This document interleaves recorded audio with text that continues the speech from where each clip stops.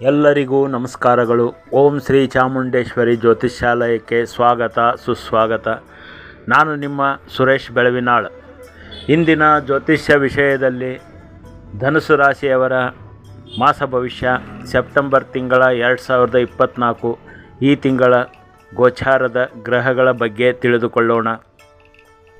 ನೋಡಿ, ಧನುಸು ರಾಶಿಯವರಿಗೆ ಈ ತಿಂಗಳು ನಿಮ್ಮ ರಾಶಿಯಿಂದ 6ನೇ ಮನೆ ಅಧಿಪತಿ ಶುಕ್ರ, 11ನೇ ಮನೆ ಅಧಿಪತಿ ಶುಕ್ರನು ತನ್ನ ಸ್ವಂತ ಮನೆಗೆ ಮೂಲ ತ್ರಿಕೋಣವಾದ ತುಲಾರಾಶಿಗೆ 18/9/2024 ತಾರೀಕಿಗೆ ಪ್ರವೇಶ ಮಾಡುತ್ತಾನೆ.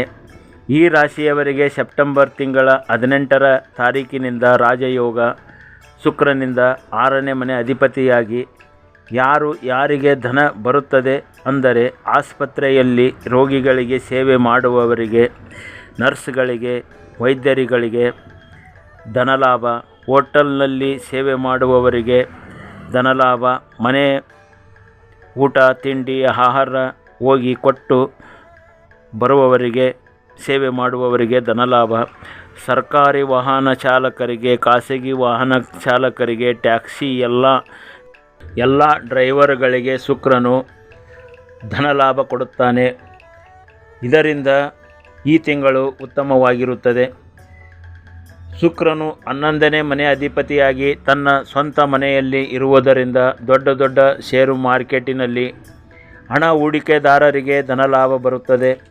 ಸಿನಿಮಾ ರಂಗದಲ್ಲಿ ಕೆಲಸದಲ್ಲಿ ಇರುವವರಿಗೆ, ಕಲಾವಿದರಿಗೆ ಹೆಚ್ಚಿನ ಧನಲಾಭ, ಸಂಗೀತ ಕ್ಷೇತ್ರದಲ್ಲಿ ಇರುವವರಿಗೆ, ಗಾಯನ ಕಲಾವಿದರಿಗೆ, ಹೊಸ ದುಬಾರಿ ಉಡುಪು ಅಂಗಡಿ ವ್ಯಾಪಾರಸ್ಥರಿಗೆ, ಸಿದ್ಧ ಉಡುಪು ತಯಾರು ಮಾಡಿ ಟೈಲರ್ಸ್, ಫ್ಯಾಷನ್ ಡಿಸೈನರ್ ಆಗಿ ಕೆಲಸ ಮಾಡುವವರಿಗೆ ಧನಲಾಭ ಬರುತ್ತದೆ.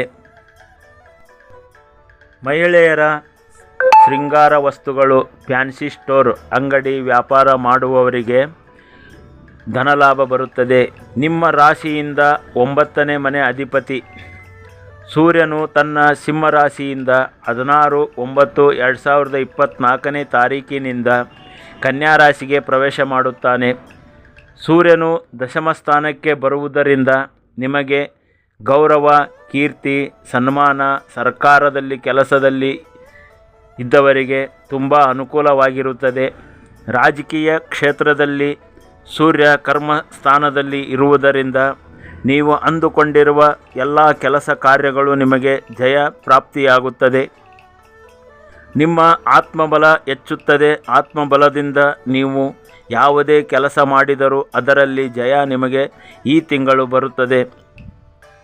ನಿಮ್ಮಿಂದ ಹಲವಾರು ಜನರಿಗೆ ಬೆಳಕು ತೋರಿಸುವ ಕಾರ್ಯ ನಿಮ್ಮಿಂದ ಈ ತಿಂಗಳು ಆಗುತ್ತದೆ. ದೊಡ್ಡ ಗಣ್ಯ ವ್ಯಕ್ತಿಗಳಿಗೆ ಭೇಟಿ ಆಗುವ ಯೋಗ, ಅವರಿಂದ ನಿಮ್ಮ ಕೆಲಸ ಬೇಕಾದ ಕಾರ್ಯಗಳು ಆಗಬೇಕಾದರೆ ಈ ತಿಂಗಳು ಆಗುವ ಸಾಧ್ಯತೆ ಇರುತ್ತದೆ. ನೀವು ಪ್ರಯತ್ನ ಮಾಡಬಹುದು. ಈ ತಿಂಗಳು ಧನುಸು ರಾಶಿಯವರು ಸೂರ್ಯನಿಂದ ಶುಭ ಫಲ ಬರುತ್ತದೆ. ಸೂರ್ಯನು 10ನೇ ಮನೆ ಅಧಿಪತಿಯಾಗಿ 11ನೇ ಮನೆಗೆ ಬರುವುದರಿಂದ ಸೂರ್ಯನಿಂದ ಉತ್ತಮ ಲಾಭ ನಿಮಗೆ ಈ ತಿಂಗಳು ಬರುತ್ತದೆ. ಈ ನಿಮ್ಮ ರಾಶಿಯಿಂದ ಬುಧನು 7ನೇ ಮನೆ ಅಧಿಪತಿಯಾಗಿ 10ನೇ ಮನೆ ಅಧಿಪತಿಯಾಗಿ 4/9/2024 ಕಟಕ ರಾಶಿಯಿಂದ ಸಿಂಹ ರಾಶಿಗೆ ಪ್ರವೇಶ ಮಾಡುತ್ತಾನೆ. ಭಾಗ್ಯದಲ್ಲಿ ಬುಧ ಇರುವುದರಿಂದ, ಬುಧನು ದಶಮಾಧಿಪತಿಯಾಗಿ ಭಾಗ್ಯದಲ್ಲಿ ಇರುವುದರಿಂದ ನಿಮ್ಮ ಎಲ್ಲ ಕೆಲಸ ಕಾರ್ಯಗಳಲ್ಲಿ ಭಾಗ್ಯ ಅಭಿವೃದ್ಧಿಯಾಗುತ್ತದೆ. ಬ್ಯಾಂಕಿನಲ್ಲಿ ಕೆಲಸ ಮಾಡುವವರು, ಅಕೌಂಟೆಂಟ್ ಕೆಲಸದಲ್ಲಿ ಇದ್ದವರಿಗೆ, ಕಾಗದ ಪತ್ರ ದಾಖಲಾತಿಯನ್ನು ಮಾಡಿಸಿ ಕೊಡುವ ಕೆಲಸದಲ್ಲಿ ಇರುವವರಿಗೆ ಉತ್ತಮ ಧನಲಾಭ ಬರುತ್ತದೆ.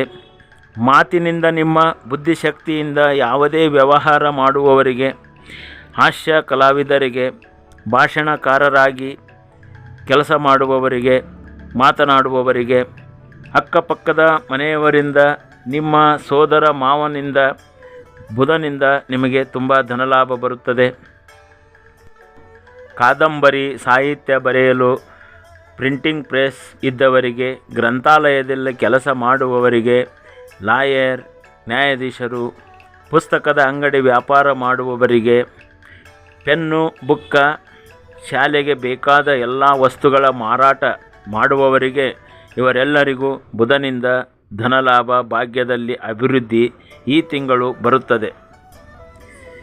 ನಿಮ್ಮ ರಾಶಿಯಿಂದ 2ನೇ ಸ್ಥಾನದ ಅಧಿಪತಿ, 3ನೇ ಸ್ಥಾನದ ಅಧಿಪತಿ ಶನಿಯು ನಿಮ್ಮ 3ನೇ ಸ್ಥಾನದಲ್ಲಿ ಪರಾಕ್ರಮ ಸ್ಥಾನದಲ್ಲಿ ಇರುವುದು ಒಳ್ಳೆಯದು.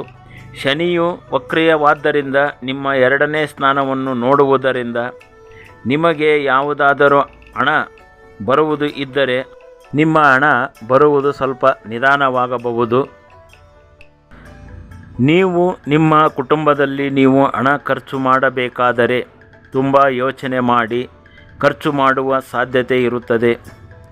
ಗುರುವಿನ ದೃಷ್ಟಿ ನಿಮ್ಮ 2ನೇ ಮನೆಯ ಮೇಲೆ ಗುರುವಿನ 9ನೇ ದೃಷ್ಟಿ ಇರುವುದರಿಂದ ಶನಿಯಿಂದ ಬರಬೇಕಾದ ಎಲ್ಲ ಯೋಗ ಭಾಗ್ಯ ನಿಮಗೆ ಬರುತ್ತದೆ. ಶನಿಯಿಂದ ಯಾವುದೇ ಸಮಸ್ಯೆ ಬರುವುದಿಲ್ಲ. ಗುರುವಿನ ದೃಷ್ಟಿ ಧನಸ್ಥಾನದ ಮೇಲೆ ಇರುವುದರಿಂದ ಶನಿಯಿಂದ ನಿಮಗೆ ಯಾವುದೇ ತೊಂದರೆ ಬರುವುದಿಲ್ಲ. ಗುರು ಧನಕಾರಕನಾಗಿ ಧನಸ್ಥಾನವನ್ನು ನೋಡುವುದರಿಂದ ಈ ತಿಂಗಳ ನಿಮಗೆ ಉತ್ತಮವಾಗಿರುತ್ತದೆ. ನಿಮ್ಮ ರಾಶಿಯಿಂದ 5ನೇ ಮನೆ ಅಧಿಪತಿ 12ನೇ ಮನೆ ಅಧಿಪತಿ ಕುಜನು ನಿಮ್ಮ ರಾಶಿಯಿಂದ ಸಪ್ತಮ ಮಿಥುನ ರಾಶಿಯಲ್ಲಿ ಸಂಚಾರ ಮಾಡುವುದರಿಂದ ನಿಮ್ಮ ಮಕ್ಕಳಿಗಾಗಿ ವಿದ್ಯೆಗೆ ಹಣ ಖರ್ಚು ಮಾಡುವ ಸಾಧ್ಯತೆ ಇರುತ್ತದೆ. ಸ್ನೇಹಿತರಿಗೆ ಹಣ ಖರ್ಚು ಮಾಡುವುದು, ಪ್ರೀತಿ ಪ್ರೇಮದಲ್ಲಿ ಇದ್ದವರಿಗೆ ತಮ್ಮ ಪ್ರೇಯಸಿಗಾಗಿ ಹಣ ಖರ್ಚು ಮಾಡುವ ಸಾಧ್ಯತೆ ಇರುತ್ತದೆ. ಮದುವೆ ಆದರೂ ತಮ್ಮ ಬಾಳ ಸಂಗಾತಿಗಾಗಿ ಹಣ ಖರ್ಚು ಮಾಡುವ ಸಾಧ್ಯತೆ ಇರುತ್ತದೆ. ಕೇತು ಮಹಾರಾಜನು ನಿಮ್ಮ ರಾಶಿಯಿಂದ 10ನೇ ಮನೆಯಲ್ಲಿ ಸಂಚಾರ ಮಾಡುವುದರಿಂದ, ಅದು ಕನ್ಯಾ ರಾಶಿಯಲ್ಲಿ ಬುಧನ ಮನೆಯಲ್ಲಿ ಸಂಚಾರ ಮಾಡುವುದರಿಂದ ಕೆಲಸದಲ್ಲಿ ಸಣ್ಣ ಪುಟ್ಟ ಅಡಚಣೆಗಳು ಬರಬಹುದು. ವ್ಯಾಪಾರ ಉದ್ಯೋಗದಲ್ಲಿ ಸ್ವಲ್ಪ ಅಡೆತಡೆಗಳು ಬರಬಹುದು. ಕೇತುವಿನಿಂದ ಅಂತ ಯಾವುದು ಸಮಸ್ಯೆ ಆಗಿರುವುದಿಲ್ಲ. ನೀವು ವ್ಯಾಪಾರದ ಉದ್ಯೋಗದಲ್ಲಿದ್ದರೆ ಹಾಗೂ ಒಳ್ಳೆ ದೊಡ್ಡ ಕೆಲಸದಲ್ಲಿದ್ದರೆ, ಕೆಲಸದಲ್ಲಿ ಏನಾದರೂ ಅಡೆತಡೆಗಳು ಬಂದರೆ ನೀವು ಗಣಪತಿಯ ಮಂತ್ರವನ್ನು ಆರಾಧನೆ ಮಾಡಬೇಕು. ಓಂ ಗಂ ಗಣಪತಿಯೇ ನಮಃ ಈ ಮಂತ್ರವನ್ನು ದಿನಕ್ಕೆ 21 ಸಲ ಹೇಳಿ ನಿಮ್ಮ ಕೆಲಸಕ್ಕೆ ಹೋಗಿ. ನಿಮ್ಮ ಕೆಲಸದಲ್ಲಿ ಯಾವುದೇ ಸಮಸ್ಯೆಗಳು ಬರುವುದಿಲ್ಲ. ನೋಡಿ, ನಿಮ್ಮ ರಾಶಿಯಿಂದ 4ನೇ ಮನೆಯಲ್ಲಿ ರಾಹು ಸಂಚಾರ ಮಾಡುವುದರಿಂದ, ಶನಿಯು ಕುಂಭರಾಶಿಯಲ್ಲಿ ವಕ್ರೀಯವಾಗಿ ಇರುವುದರಿಂದ, ರಾಹು ಹಿಂದಿನ ಮನೆ ಶನಿಯನ್ನು ನೋಡುವುದರಿಂದ ನಿಮ್ಮ ತಾಯಿಗೆ ಸಣ್ಣ ಪುಟ್ಟ ಆರೋಗ್ಯದಲ್ಲಿ ಸಮಸ್ಯೆ ಬರಬಹುದು. ನಿಮ್ಮ ತಾಯಿಯ ಮೇಲೆ ಹೆಚ್ಚಿನ ಕಾಳಜಿ ಇರಲಿ. ರಾಹು ತನ್ನ 5ನೇ ದೃಷ್ಟಿಯಿಂದ ನಿಮ್ಮ ಅಷ್ಟಮ ಸ್ಥಾನ ಕಟಕ ರಾಶಿಯನ್ನು ನೋಡುವುದರಿಂದ ತುಂಬ ಕಷ್ಟದಲ್ಲಿ ಇರುವವರಿಗೆ ನೀವು ನಿಮ್ಮ ಕೈಲಿ ಆದಷ್ಟು ಸಹಾಯ ಮಾಡುವುದರಿಂದ ಕಟಕ ರಾಶಿ ಅಷ್ಟಮ ಸ್ಥಾನದಿಂದ ಯಾವುದೇ ಸಮಸ್ಯೆ ಬರುವುದಿಲ್ಲ. ಹಾಗೆಯೇ 9ನೇ ದೃಷ್ಟಿಯಿಂದ ನಿಮ್ಮ 12ನೇ ಮನೆ ನೋಡುವುದರಿಂದ ಸಣ್ಣ ಪುಟ್ಟ ಖರ್ಚು ಆಗುವ ಸಾಧ್ಯತೆ ಇರುತ್ತದೆ. ಆದರೆ ಗುರುವಿನ ದೃಷ್ಟಿ 12ನೇ ಮನೆಯ ಮೇಲೆ ಇರುವುದರಿಂದ ರಾಹು ಮಹಾರಾಜನಿಂದ ಯಾವುದೇ ಸಮಸ್ಯೆ ಬರುವುದಿಲ್ಲ. ಹಾಗೆ ನೀವು ರಾಹುವಿನ ಮಂತ್ರ ಓಂ ದುಮ್ ದುರ್ಗಾಯೇ ನಮಃ ಈ ಮಂತ್ರವನ್ನು ದಿನಕ್ಕೆ 21 ಸಲ ನಿಮ್ಮ ಕೈಲಿ ಆದಷ್ಟು ಎಷ್ಟು ಸಾಧ್ಯವಾಗುತ್ತದೆ ಅಷ್ಟು ಜಪ ಮಾಡಿದಾಗ ರಾಹು ಮತ್ತು ಕೇತುವಿನಿಂದ ನಿಮಗೆ ತುಂಬ ಶುಭ ಫಲ ಬರುತ್ತದೆ. ಇದು ಈ ತಿಂಗಳ ಸೆಪ್ಟೆಂಬರ್ ತಿಂಗಳ ಗೋಚಾರದ ಫಲವಾಗಿರುತ್ತದೆ. ಇದು ಸಾಮಾನ್ಯ ಫಲವಾಗಿರುತ್ತದೆ. ಇನ್ನೂ ಹೆಚ್ಚಿನ ಮಾಹಿತಿಗಾಗಿ ನಿಮ್ಮ ಮೂಲ ಜಾತಕದಲ್ಲಿ ಗ್ರಹಗಳ ಸ್ಥಿತಿಗಳನ್ನು ನೋಡಿ ಮತ್ತು ದಶಾಭುಕ್ತಿಗಳನ್ನು ನೋಡಿ, ಜಾತಕದ ಅಷ್ಟಕ ವರ್ಗದಲ್ಲಿ ಗ್ರಹಗಳ ಸಂಚಾರಗಳ ಬಗ್ಗೆ ನೋಡಿ ನಾವು ಹೆಚ್ಚಿನ ಮಾಹಿತಿಯನ್ನು ತಿಳಿಯಬಹುದು. ನೀವು ನಿಮ್ಮ ಹತ್ತಿರದ ಇರುವ ನುರಿತ ಜ್ಯೋತಿಷ್ಯರನ್ನು ಒಮ್ಮೆ ನಿಮ್ಮ ಮೂಲ ಜಾತಕವನ್ನು ತೋರಿಸಿ ನೀವು ಇನ್ನೂ ಹೆಚ್ಚಿನ ಮಾಹಿತಿಯನ್ನು ಪಡೆದುಕೊಳ್ಳಬಹುದು. ಇದರಿಂದ ನಿಮಗೆ ತುಂಬ ಉತ್ತಮವಾಗಿರುತ್ತದೆ. ನಮ್ಮ ಚಾನಲ್ಲಿಗೆ ನೀವು ಹೊಸಬರಾಗಿದ್ದರೆ ದಯವಿಟ್ಟು ನಮ್ಮ ಚಾನಲನ್ನು ಸಬ್ಸ್ಕ್ರೈಬ್ ಮಾಡಿಕೊಳ್ಳಿ, ಬೆಲ್ ಐಕನ್ ಪ್ರೆಸ್ ಮಾಡಿ. ನಮ್ಮ ಆರಾಧ್ಯ ದೇವಿ ಶ್ರೀ ಚಾಮುಂಡೇಶ್ವರಿ ಆಶೀರ್ವಾದ ಸದಾ ಎಲ್ಲರಿಗೂ ಇರಲಿ. ಎಲ್ಲರಿಗೂ ಒಳ್ಳೆಯದನ್ನೇ ಮಾಡಲಿ ಎಂದು ನಾವು ತಾಯಿ ಚಾಮುಂಡೇಶ್ವರಿಯಲ್ಲಿ ನಮ್ಮ ಪ್ರಾರ್ಥನೆ. ಓಂ ಶ್ರೀ ಗುರುವೇ ನಮಃ. ಓಂ ನಮೋ ಭಗವತಿ ಸಚ್ಚಿದಾನಂದ ಸ್ವರೂಪಿಣಿ.